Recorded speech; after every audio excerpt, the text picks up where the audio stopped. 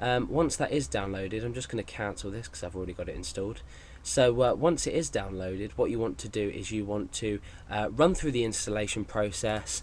Hopefully you won't get any errors. If you do get any errors, go onto XAMPP and see if you can find any support. Follow the instructions for installation, and once you've installed, we're going to get to the point that I'm going to talk to you now in the video. So if you'd like to pause the video or close whatever, install XAMPP, and we're going to go ahead and test everything. Okay, so hopefully now you have XAMPP installed. I haven't talked to you about what we're going to do next, but what we're actually going to do is we're going to open up something called the XAMPP control panel application. Now or the XAMPP control panel. Now what this is it's a control panel for your services that are included with XAMPP.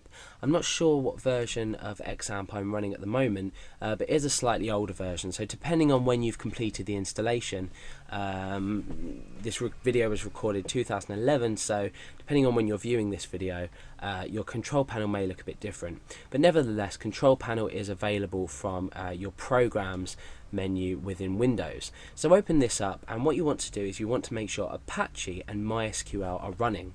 For most cases you're going to be using, well, for all cases you're going to be using Apache, but for some tutorials and for database usage you're going to be using MySQL. So make sure these two are running. If they're not running, they'll look something like this.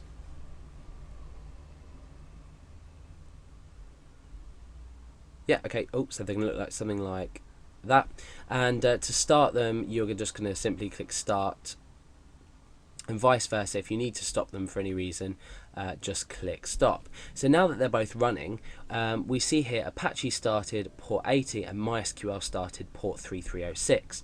Now to access Apache and the files that you're going to be creating in PHP, this is pretty simple. With MySQL you're going to be using a web application called PHP admin, and this is bundled with XAMPP. Now MySQL, for a starter, is a database system. You may have heard of it. If you haven't already heard of it, go to Google, read up about it, see what it's about. You don't need to download it because obviously what we can see here is bundled with XAMPP already.